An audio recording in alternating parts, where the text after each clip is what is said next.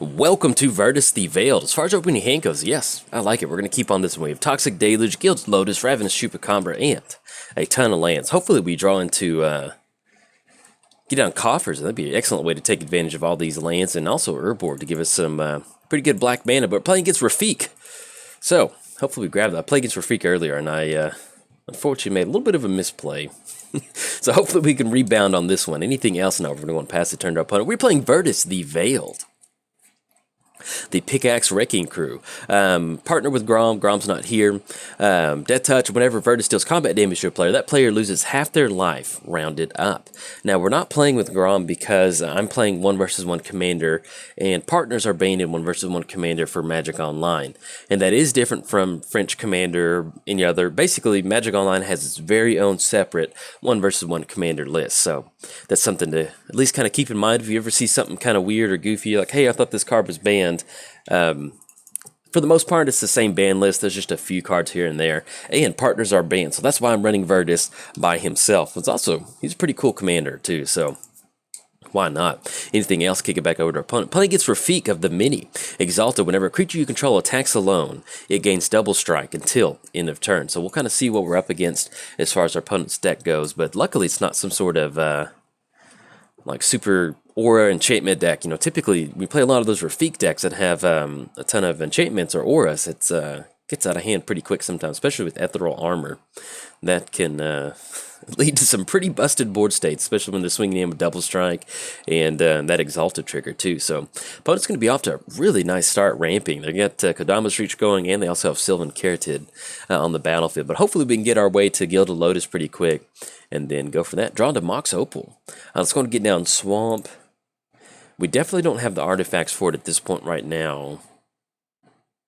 You know what, let's wait and see if they want to go for Rafiq. We could go for Toxic Deluge at this point right now, but next turn we'll be able to get down Urborg. Will be Swamp. That'll be Gilded Lotus, Mox Opal. We're in a position to get some pretty good, some big mana going. We just need to get some sort of card draw. And we have Night's Whisper in here, Sign in Blood. We do also have what is it? The Wretch Confluence is going to allow us to draw into 3 cards. So hopefully, once we get our mana base or our mana generating engine going, then we'll be in a good position to get some pretty good card draw. Now, as far as Virtus the Veiled goes, what are we doing with this deck? This is not necessarily 100% Voltron.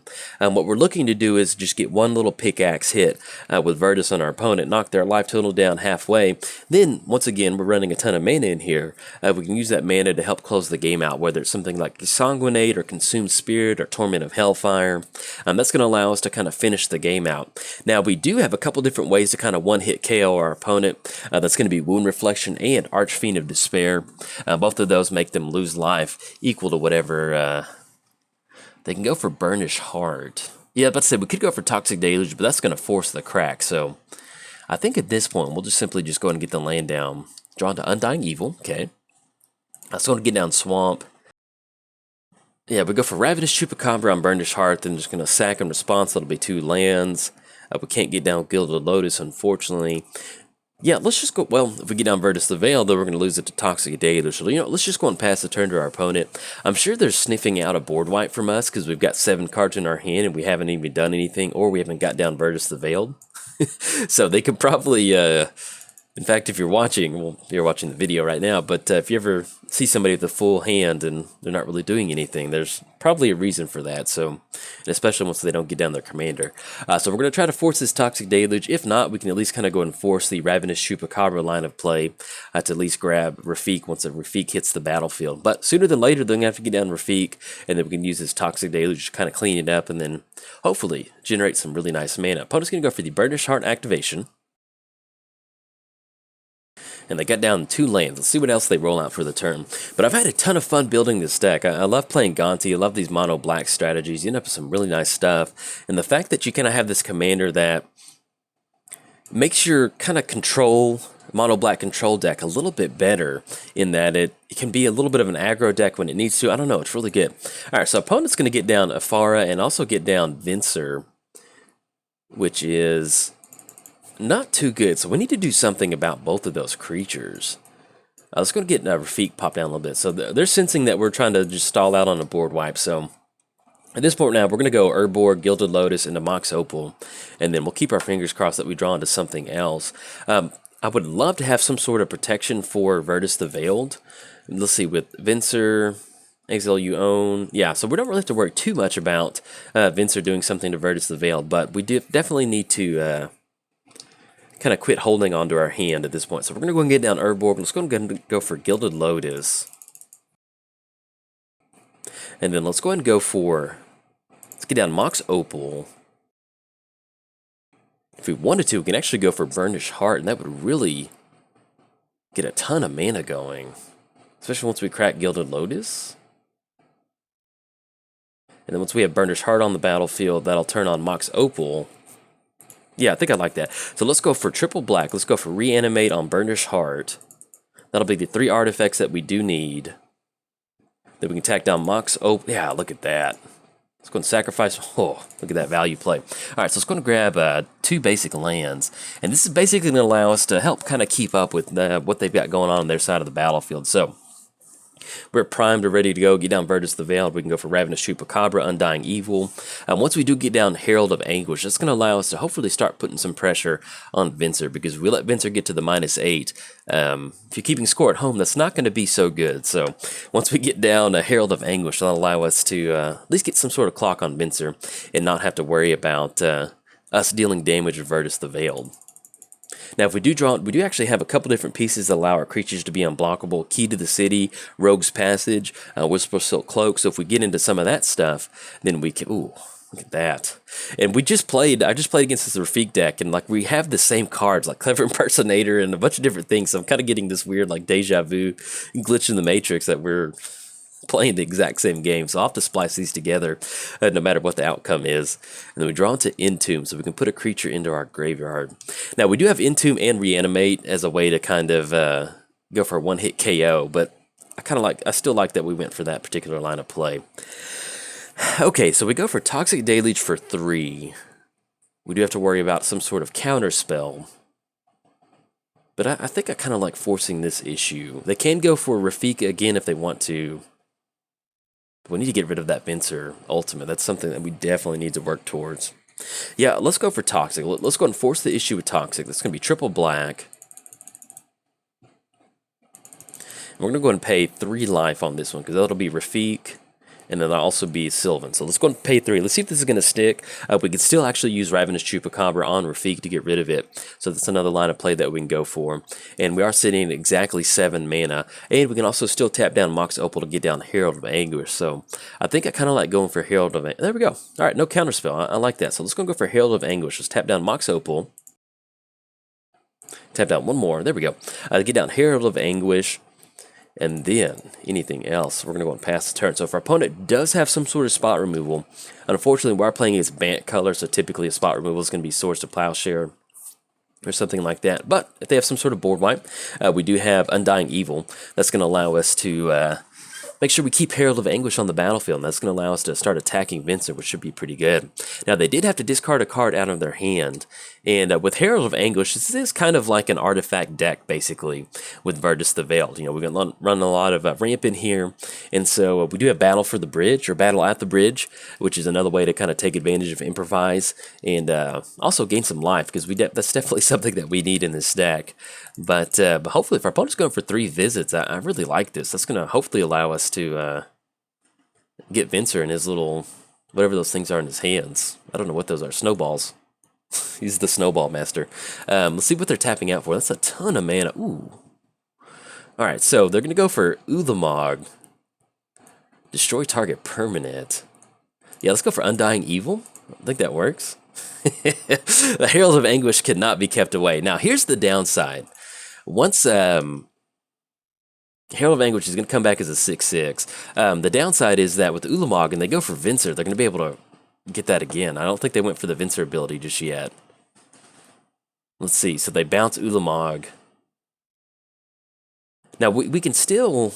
No, excuse me. I was about to say we can go for Ravenous Chupacabra with Ulamog, but Ulamog is indestructible. So they're actually going to bounce Gilded Lotus, so I appreciate that.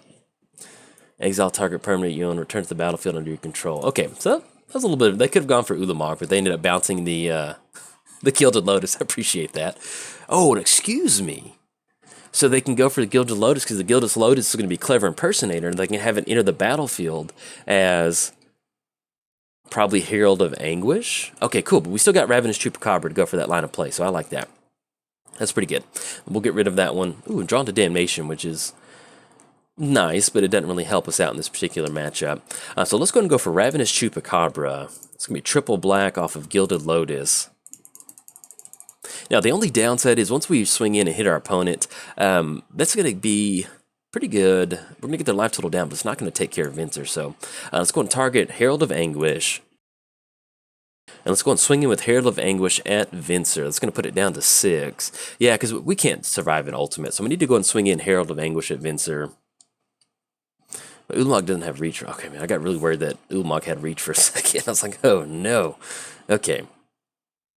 And I guess we just go and get down Virtus the Veiled. Yeah, let's go and go for that. We've got a ton of lands on the battlefield, thankfully, at this point right now. So this kind of put... Grom's not here, Virtus. I'm sorry, he's not here. I know. Alright, so we're going to not search our library. We'll still go and search it. That way we can just shuffle it up for fun. Alright, yes, we're going to use that ability. Nope. Grom's not here, told you. Alright, and then anything else? No, we're going to go and pass the turn. So with Entomb, like I mentioned earlier, Entomb is for Archfiend of Despair. It's kind of basically for one of those nut draws. So let's say that we have Reanimate in our hand, we draw into Entomb, and that really allows us to kind of get the one-hit KO once we get it on the battlefield and bring it back onto the battlefield and make them lose that extra life. So that's Angel of Invention. Okay, I'm glad that one definitely hit the bin off of Herald of Anguish. Now, we do have access to 2 artifacts at this point right now. So we can go for Herald of Anguish, sacrifice an artifact, target creature gets -2/-2 until end of turn. Ulamog is sitting at a 10/10, so we need to get 5 activations off Herald, and we're also looking at Annihilator 4. So if you're keeping score at home, things aren't looking that good. But it's been a really fun match against this Rafiq deck, and especially with oh no. Chroma's Vengeance, destroy all artifacts, creatures, and enchantments. That's not good. That's not good at all. I don't think... Yeah, there's not much we can do about that. That's rough. Alright, Chroma's going to get it. It's going to send everybody into the graveyard. Oh, that's brutal. And the Ulamog's going to swing across. We're going to have to get rid of their 4 tap swamps, Annihilator 4. And that's pretty much going to be GG. We'll see what we draw into, though. GG, no re, buddy. We're good, man. Got hit by Vincer twice. Not Vincer, but got hit by Rafiq. This is a pretty sweet Rafiq deck by our opponent, man. This is really good. Let's see what we draw into. Draw into Swamp. So we can Damnation, but that's not going to do much. And then once we get that Annihilator 4... once I get that Annihilator 4, opponent's going to be able to get it. Sorry, I had to clear my throat for a second. But yeah, good game. Show chat. Good game to our opponent, so we're going to go and scoop this one up. Yeah, there's nothing. We could get some sort of sacrifice effect, but that still wouldn't do anything. So good game to our opponent. We're going to go and close this one out. Our opponent's going to close it out, excuse me. And but yeah, played against Rafiq the Mini, so it's kind of nice to play against a deck that's not necessarily full of aura enchantments and stuff. And hopefully I bait up for the game in which I misplay. I don't know how I'm going to splice these videos together, but if you watch the video, you'll see where I play against this opponent twice, and unfortunately that happened. So anyways, if you enjoyed the video, like and subscribe. Thanks. Bye. Welcome to Virtus the Veiled. As far as opening hand goes, yes, I like it. We got Sword of Feast and Famine, and this is a beautiful opening hand. I'll keep. The only thing is if we had one more land, it would be perfect, but this is... this is pretty good. You got Sword of Feast and Famine, you got card draw for Phyrexian Arena, got a little mana amplifying effect with Crypt Gas, protection for Virtus, and some removal. So this is, yeah, I'll take it. Thank you, Magic Gods. Thank you very much. I'm drawn to Hall of the Bandit Lord. So let's go and lead off with Hall of the Bandit Lord, because we want to definitely be on, well, actually, we're not going to be online for Phyrexian Arena just yet. So let's go and lead off with Hall of the Bandit Lord, and then we're going to go and pass the turn to our opponent. We are playing Virtus the Veiled, the Wrecking Crew. We got our pickaxes ready. Partner with Grom. Grom's not here, buddy. Death Touch, and then whenever Virtus deals combat damage to a player, that player loses half their life, rounded up. Now, if you're wondering why I don't have a Grom here in the partner zone, I record in the 1 versus 1 commander format, and they ban partners in 1 versus 1 commander for Magic Online. So that is why we do not have Grom here. And whenever Virtus hits the battlefield, he always looks for Grom, and I feel really bad. So don't leave any comments as, hey, where's Grom? Why aren't you running Grom? I can't. He's not here. All right, so we draw into, let's go and hit another swamp, which is wonderful. Let's go and get down swamp, and we're going to be aggressive on this one. So let's go and get down lightning greaves. Unfortunately, we're going to have to take a little bit of a hit off that Hall of the Bandit Lord, but hey, as long as our opponent's life total is at 0 and we're above 0, that's what matters. We're playing against Rafiq of the Many. Exalted, whenever a creature you control attacks alone, it gains double strike until end of turn. So we'll see what sort of build we're against. Typically, kind of run into some Rafiq Voltron builds, which are pretty nutty sometimes. Now, as far as, we actually cover both commanders, so it's free time. We can talk about what we want. That's going to be Virtus. As far as next turn goes, so we will have Swamp down. We can put us online for Phyrexian Arena. That will give us some pretty good card draw. Or if we want to, we can start to attack our opponent's life total. We'll be able to get down Virtus the Veil. We can put down Lightning Greaves. Now, if they go for the commander, that'll make our decision really easy. We'll probably end up going for Phyrexian Arena. Actually, they go for Captain Sisay. And I think we need to go for Doomblade on that. I think so. We draw to more strongholds. I don't want that lane to go down. Let's get down swamp. Yeah, let's go and go for Doomblade. I'd like to save it for Rafiq, but if our opponent just simply has a repeatable tutor source, that's not going to be really good for us. So we're going to go ahead and go for Doomblade. And then next turn, we'll hopefully keep our fingers crossed that we draw into Urborg. We've got enough stuff set up to where we can really take advantage of it.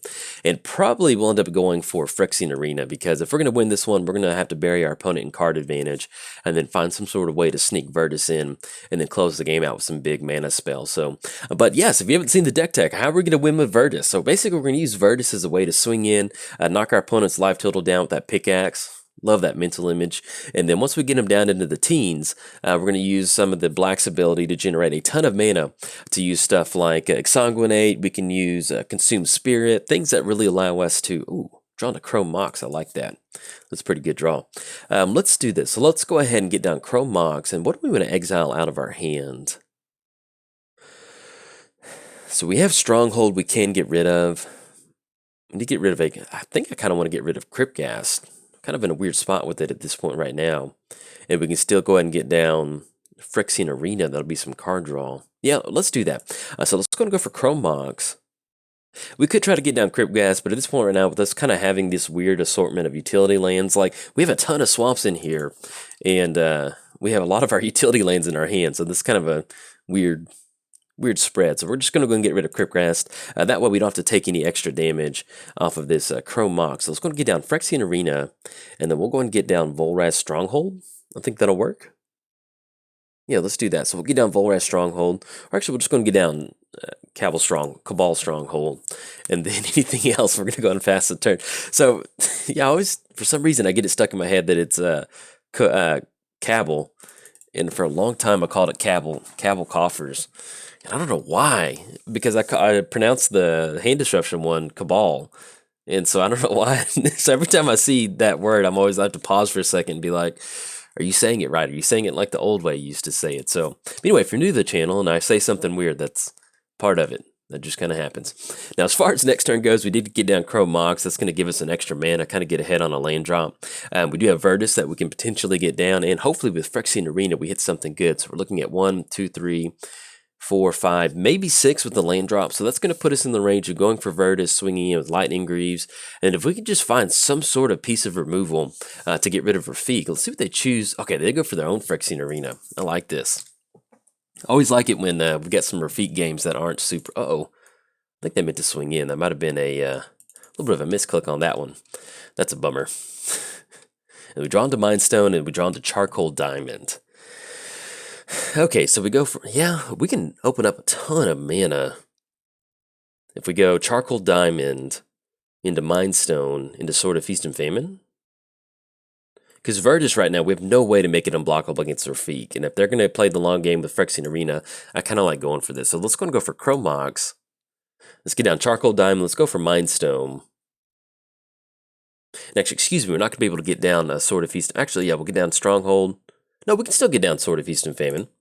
Let's go for Mind Stone. And there's also this kind of this artifact build in here, which is really cool. I love like a really heavy artifact build. Hopefully we don't get hit with something that's a ton of Ton of damage. Let's go and get down Sword of Feast and Famine, and then we're going to go and pass the turn. So, now one thing that we can do is we can get down Sword of Feast and Famine onto Virtus the Veiled. That does give him Death Touch, and it does give him protection from black and green.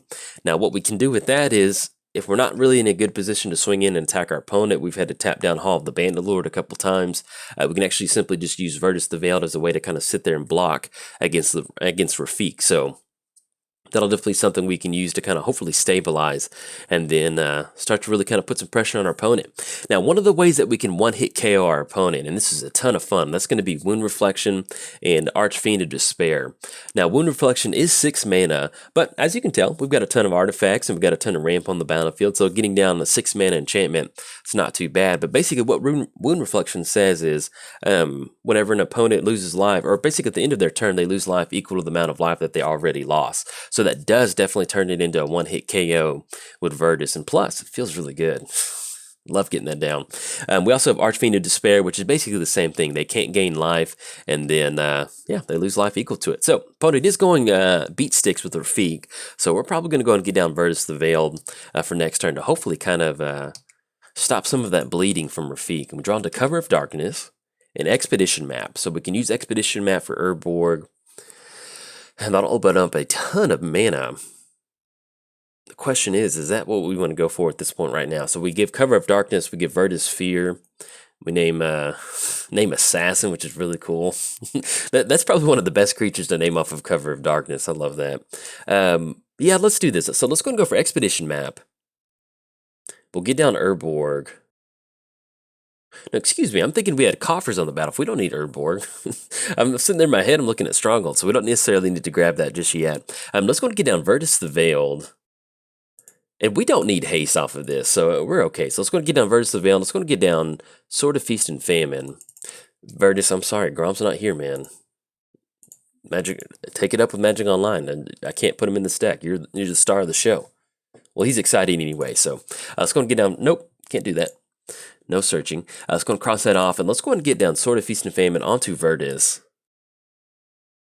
That's going to give it protection from, and thankfully with us being a 3/3, that's going to allow us to stop Rafiq and also stop Sad Robot from swinging across. And you know what, let's go and stick Lightning Greaves onto Virtus the Veiled. If they have some spot removal, they're going to have to use it now.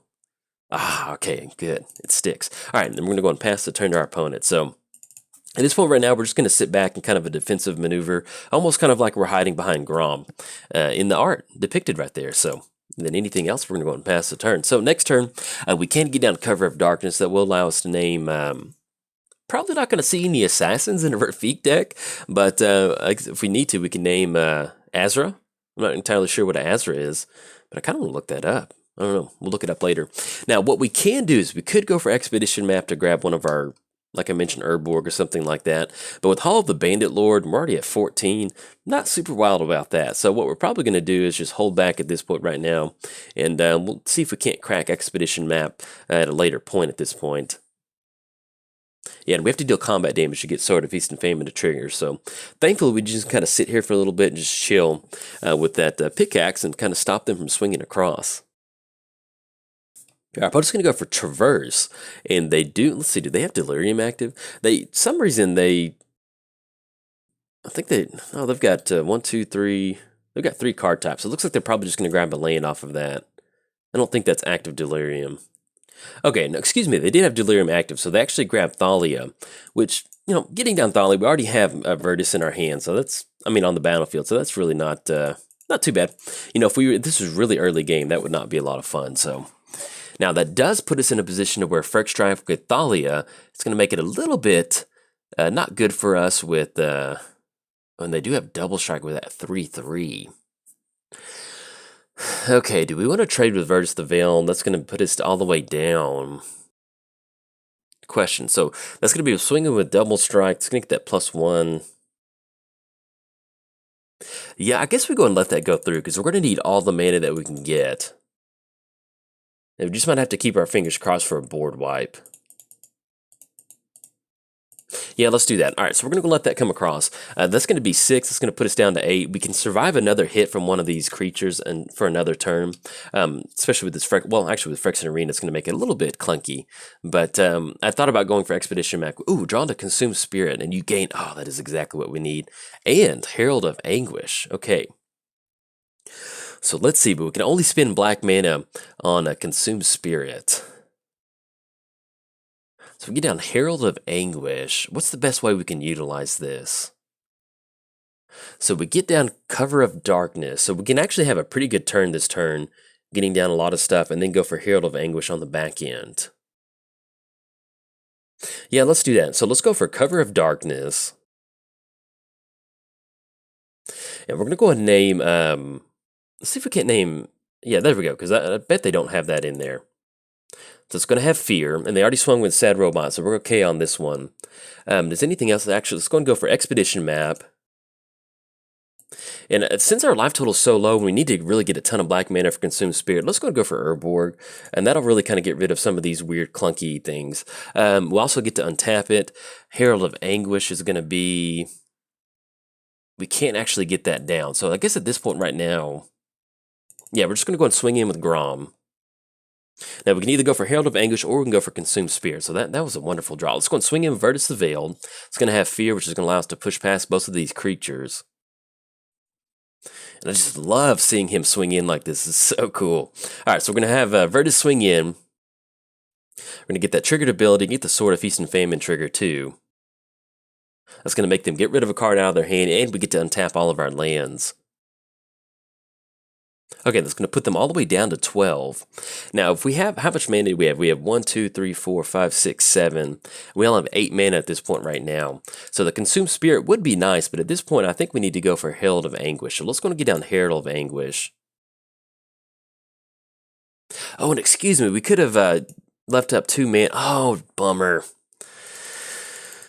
Okay, with Thalia, okay, I got ahead of myself. So basically with Thalia... They're going to be able to swing out the entire crew. I completely forgot that creatures enter the battlefield tap 2 with Thalia, so dang it. That's a little bit of a bummer. That's a misplay on my part. I got really excited that we drew into Herald, and I was thinking, all right, so we can swing in for 12, we can get down Herald on the back end. It'll come into play untapped, and then I completely forgot about tapping down Sword of Feast and Famine, that we could have used the Herald ability to sacrifice another creature, sacrifice an artifact to grab something like Thalia, so... That's a bummer. Yeah, it looks like they're going to get it because they're able to swing in for 6, and there's going to be 8 coming across. So good game to our opponent. Unfortunately, I kind of misplayed that one. We could even gone for something like Consume Spirit. That would have been another way for us to, instead of getting down Herald of Anguish, we could have gone for Consume Spirit with Urborg, and that would have allowed us to attack our opponent's life total and gain a little bit of life. But our opponent's going to get it on this one. They're going to have Double Strike with 6/6. Nothing we can do about that one, so... But you can see how good the deck can be sometimes if you don't misplay. But yeah, get rid of Consume Spirit. That's a bummer. Opponent's going to get on this one. Good game to our opponent, but unfortunately that's what makes Magic sometimes is you get hung up on a line of play and then you just think, all right, this is going to work, and you just kind of lose sight of the goal. But anyway, if you enjoyed the video, like and subscribe. Thanks. Bye.